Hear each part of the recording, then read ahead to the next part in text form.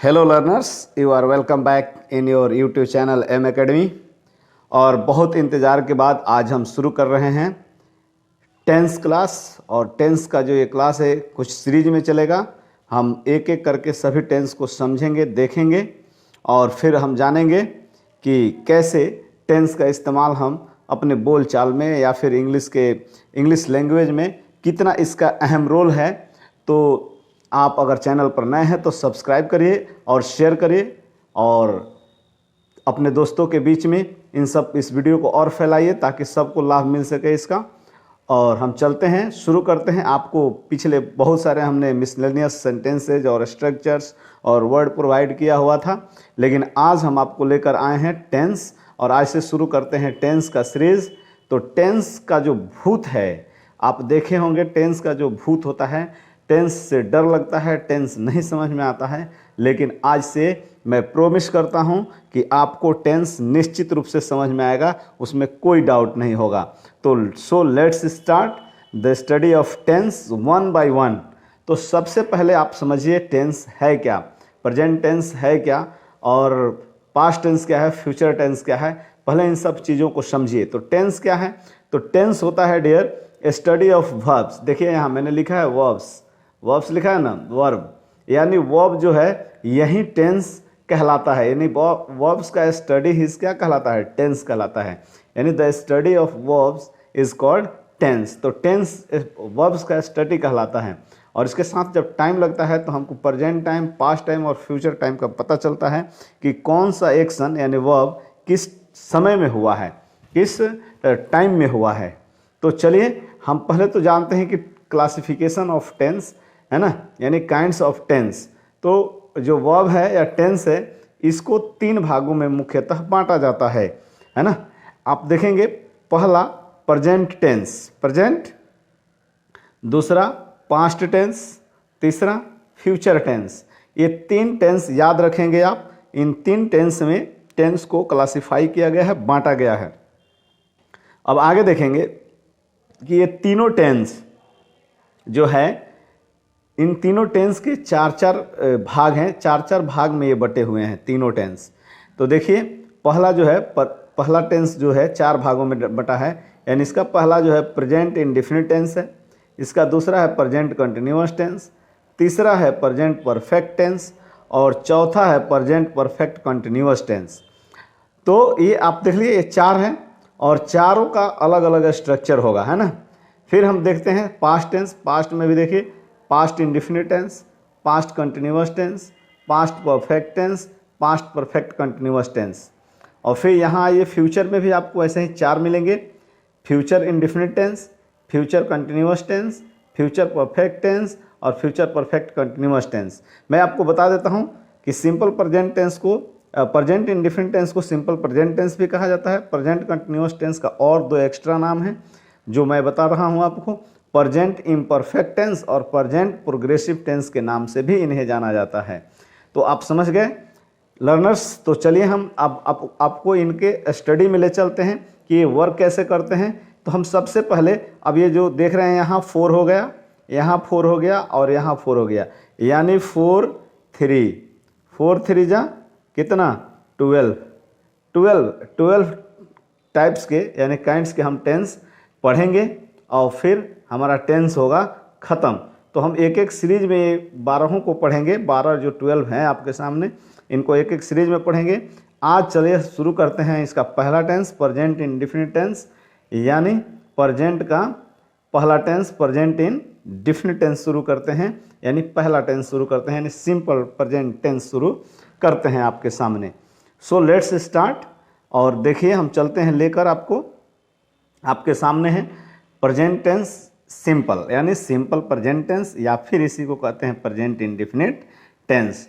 तो गाइज आपका वेलकम है इस सीरीज में और हम शुरू करेंगे आज का सेशन आपके साथ। तो सबसे पहले आप देखेंगे कि कुछ इसके स्ट्रक्चर्स हैं। दो ही स्ट्रक्चर आपको फॉलो करने हैं, याद रखिए। सिंपल प्रेजेंट टेंस में सिर्फ दो स्ट्रक्चर आप फॉलो करते हैं, आपको इंग्लिश का समझने का बहुत अच्छा जरिया मिल जाएगा यहाँ पर। अब देखिए कैसे। तो गाइज आप देखेंगे पहला जो है, अगर कोई सब्जेक्ट यहाँ देखिए ये सबको मैंने सब्जेक्ट के रूप में लिखा हुआ है, यानी आई सब्जेक्ट फर्स्ट पर्सन है, वी भी सब्जेक्ट फर्स्ट पर्सन है, यू फर्स्ट पर्सन है, सेकंड पर्सन है, दे थर्ड पर्सन का प्लुरल है।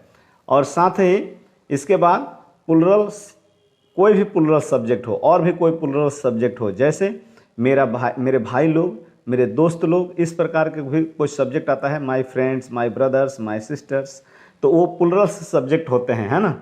वो दे और वी और आई के सेंस में नहीं आते हैं ना, हम डायरेक्ट उनको माय ब्रदर्स, माय सिस्टर्स लिखते हैं।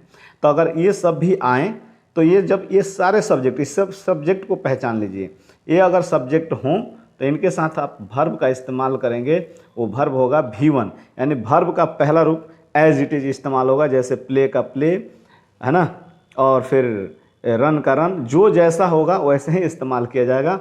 उसके बाद ऑब्जेक्ट आएगा, अगर सेंटेंस में कोई ऑब्जेक्ट है तब, अगर नहीं है तो कोई मतलब नहीं है। ऑब्जेक्ट या ये OW आप सोच रहे हैं क्या होगा, ये तो इस अदर वर्ड कहते हैं, इसी को ऑब्जेक्ट या अदर वर्ड कहते हैं, कि सेंटेंस में सब्जेक्ट और वर्ब के बाद अगर कोई भी वर्ड आता है तो या तो ऑब्जेक्ट होगा या अदर वर्ड के सेंस में आता है।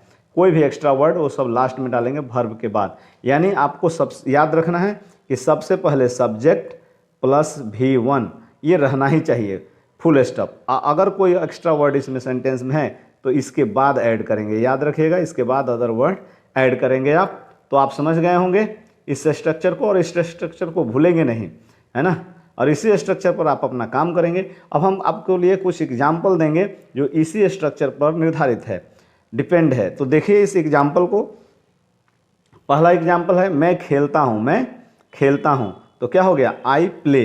देखिए आई क्या है, सब्जेक्ट है, और प्ले क्या है, V1 है, यानी वर्ब का पहला रूप है, इसमें कोई अदर वर्ड नहीं है, तो इसलिए आई प्ले, फुल स्टॉप, बस इतना ही। वे हंसते हैं, वे कौन, तो वे लोग, वे सब, सबके लिए इंग्लिश क्या होता है, दे होता है, और लाफ मीन्स क्या होता है, हंसना होता है, तो वे हंसते हैं यानी दे लाफ। तुम दौड़ते हो, तुम मतलब आपको एक आदमी जो है तुम, उसको हम कह रहे हैं कि तुम दौड़ते हो, तो यू रन, क्यों देखिए यू के प्लस क्या होना चाहिए, V1 होना चाहिए, V1 है। हम नाचते हैं, हम मतलब क्या, वी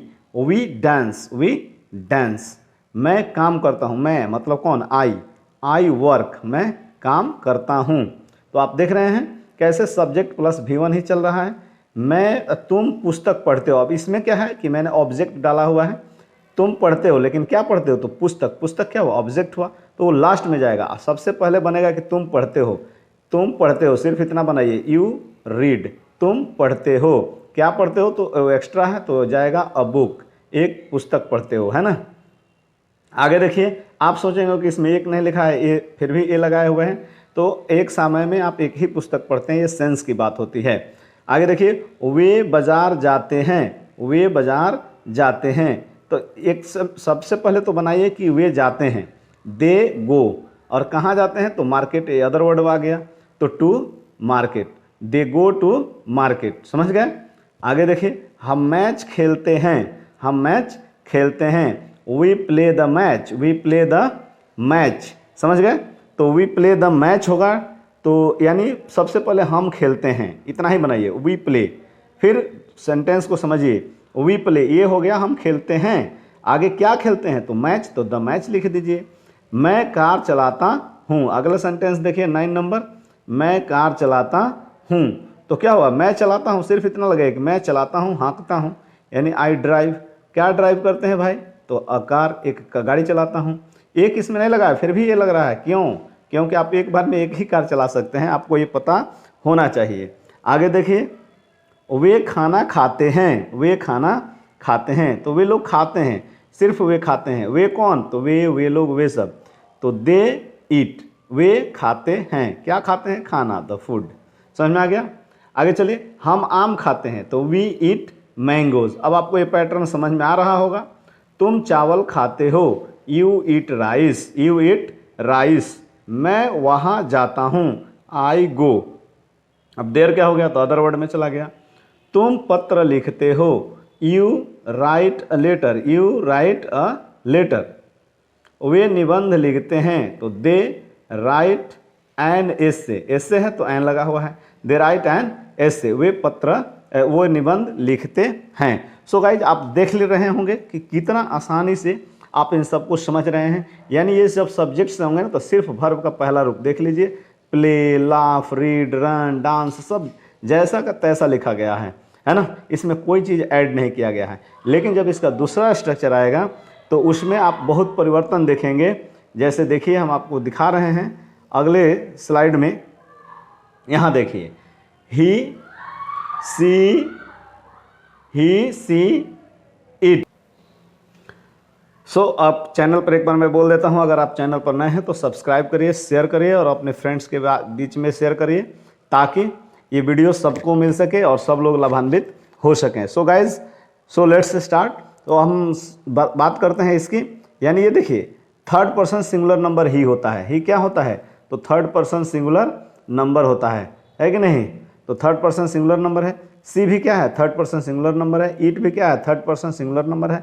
या कोई नाम, राम, श्याम, मोहन, सीता, गीता, नेम होता है ना, किसी भी आदमी व्यक्ति का नाम भी हो, या फिर सिंगुलर सब्जेक्ट, जैसे मैं अभी उसमें बताया था प्लुरल सब्जेक्ट, इसमें सिंगुलर सब्जेक्ट। अब सिंगुलर सब्जेक्ट होता क्या है? जैसे मेरे भाई, मेरे पापा, है ना, मेरी माँ, तो ये सब क्या है? माई मदर, माई ब्रदर, ये सब सिंगुलर सब्जेक्ट में आ जाते हैं। मतलब डायरेक्ट सिंगुलर सब्जेक्ट समझाने के लिए। वैसे तो ये सारे सिंगुलर सब्जेक्ट हैं, है ना। तो ही, अब इन सब्जेक्ट को पहचान लीजिए। ही रहे, सी रहे, ईट रहे, या नेम रहे, या फिर सिंगुलर सब्जेक्ट कोई भी रहे, तो इसके साथ हम V1 ही लगाते हैं, लेकिन उसका नाम V5 है। क्यों V5 है? इसे V5 क्यों कहते हैं? तो देखिए V5 बनता कैसे है? V1 प्लस S या ES, देख रहे हैं ना, V1 में S या ES जब हम जोड़ देते हैं, यानी V1 में ही S या ES जुटता है, तो उसी चीज़ को, उसी वर्ब को हम क्या कहते हैं? इक्वल टू V5 कहते हैं। इसे V5 कहा जाता है। समझ में आ गया आपको? आई होप आप समझ रहे होंगे। तो यानी इसको V5 कहते हैं। और फिर ऑब्जेक्ट या अदर वर्ड, अब आप समझ गए होंगे कि इसमें जो वर्ब आएगा ना, उसमें SES लगेगा, यानी V1 के साथ ही SES लगेगा, उसको V5 भी कहा जाता है। तो आगे चलिए देखते हैं। जैसे एग्जाम्पल समझिए आप, वह खेलता है। अब इसमें क्या है? कोई लड़का है वह, और उसके लिए प्रोनाउन क्या आएगा? ही आएगा। आप जानते हैं ही का मतलब मेल के लिए लगता है, तो ही प्लेज। आप यहाँ देख रहे होंगे प्ले मैंने नहीं लिखा है। क्यों? क्योंकि प्ले में यानी V1 में क्या लगेगा? S या ES लगेगा, तो मैंने S लगा दिया। ही प्लेज, वह खेलता है। राम पढ़ता है, राम पढ़ता है, तो राम नाम हो गया। आप देख रहे हैं यहाँ मैं बोला था नेम, तो नेम हो गया ना। तो राम पढ़ाता है, राम पढ़ाता है। तो राम टीच लिखा है मैंने, टीच मैंने पढ़ाना होता है, आप याद रखेंगे। देखिए यहाँ ES लगा दिया हूँ, टीच, राम टीच। उसके बाद देखिए वह जाती है, तो क्या होगा? सी गोज, गो मैंने जाना, और उसमें ES लग गया यहाँ पर से, यहाँ से ES लगा दिया मैंने गो में, तो क्या लग गया? गोज। सी गोज, वह जाती है। यह काम करता है। मान लीजिए कोई फ़ैन है, कोई वॉच है, कोई मोबाइल है, कोई कहता है ख़राब हो गया, ये ख़राब हो गया है क्या? तो आप कहते हैं नहीं, ये तो काम करता है। यानी इट वर्क्स, ये काम करता है ना। आपका घड़ी काम करता है, मोबाइल काम करता है, तो इसको सिर्फ हम कहते हैं कि यह काम करता है, तो क्या कहेंगे? It's works. अब वर्क में मैंने S लगाया। क्यों? क्योंकि इट क्या है? यहाँ देखिए सिंगुलर, यानी इसमें का सब्जेक्ट है। फिर कहते हैं मेरा भाई क्रिकेट खेलता है, मेरा भाई क्रिकेट खेलता है, तो क्या कहेंगे? माई भाई है ना, तो यहाँ ब्रदर हो जाएगा। यहाँ मैं दोस्त होना चाहिए था, तो कोई बात नहीं, ब्रदर, माई ब्रदर। यहाँ फ्रेंड लिखिए, ब्रदर लिखिए, ब्रदर। माई ब्रदर प्लेज क्रिकेट, माई ब्रदर प्लेज क्रिकेट। प्ले में क्या लगा? S लगा। और क्रिकेट मैंने क्यों दिया? अदर वर्ड के लिए, यानी ऑब्जेक्ट या अदर वर्ड। मेरा भाई तो खेलता है, my brother plays, my friend plays, लेकिन क्या? तो क्रिकेट। समझ में आ गया ना? ये फ्रेंड भी होगा, ब्रदर भी होगा। यहाँ हिंदी में आप दोस्त कर सकते हैं, या फिर यहाँ भाई रहेगा तो यहाँ ब्रदर हो गया। ठीक है, ये टाइपिंग मिस्टेक है। ओके, आप समझ गए। मेरा भाई क्रिकेट खेलता है, माई ब्रदर प्लेज क्रिकेट। मेरा दोस्त क्रिकेट खेलता है, माई फ्रेंड प्लेज क्रिकेट। तो आप ये समझ रहे हैं। अब इसकी पहचान कैसे होती है टेंस की? तो आप सभी सेंटेंस में देख लीजिए, सबके लास्ट में ता है, ती है, ता है। समझ रहे हो ना?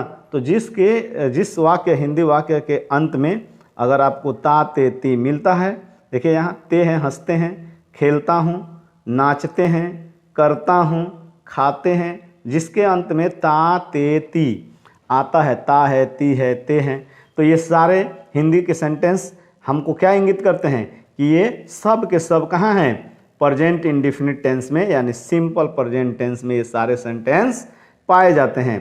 अब आप सोच रहे होंगे फ्रेंड्स, अब आप ये सोच रहे होंगे कि इस सब में एस ईएस लगता कैसे है, क्यों कभी किसी में किसी वर्ब में एस लग जा रहा है, किसी में ईएस लग जा रहा है।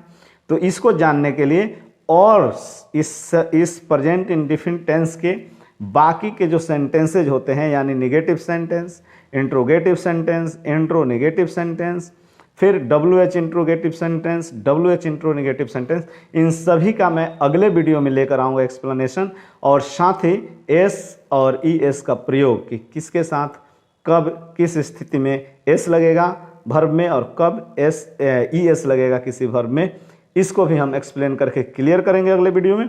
सो गाइस, अगर आप चैनल पर नए हैं तो सब्सक्राइब करिए, शेयर करिए, और आप मेरे चैनल को अपने दोस्तों और रिलेटिव्स में सब जगह शेयर करिए ताकि सबको इसका लाभ मिल सके।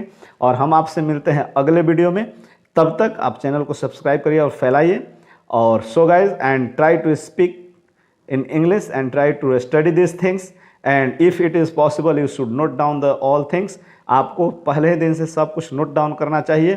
टेंस का ये सीरीज मैं बहुत ही रोचक तरीके से बता रहा हूँ, बहुत आसानी तरीक़े से बता रहा हूँ, और इन सभी स्ट्रक्चर्स को 1 बाय 1 करके आप स्टडी करते जाइए कि ये 2 ही स्ट्रक्चर आपको फॉलो करने हैं। और सिंपल प्रेजेंट टेंस पर आपका कमांड कैसे होता है ये अगले वीडियो में देख लीजिएगा। अगला वीडियो आते आते अगला वीडियो जैसे फिनिश होगा, आपका सिंपल प्रेजेंट टेंस पर मेरी गारंटी है कि निश्चित रूप से आपका कमांड 100% हो जाएगा।